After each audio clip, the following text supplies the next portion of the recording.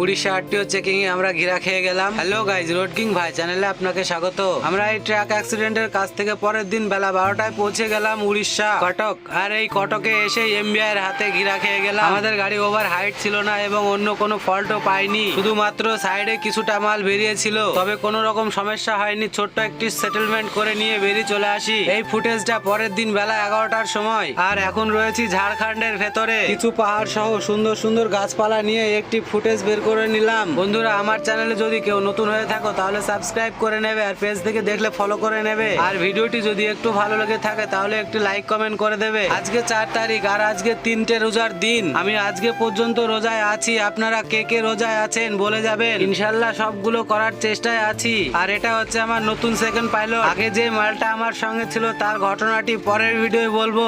আজকের ভিডিও এই পর্যন্ত, দেখা হচ্ছে পরের ভিডিওয়। ধন্যবাদ।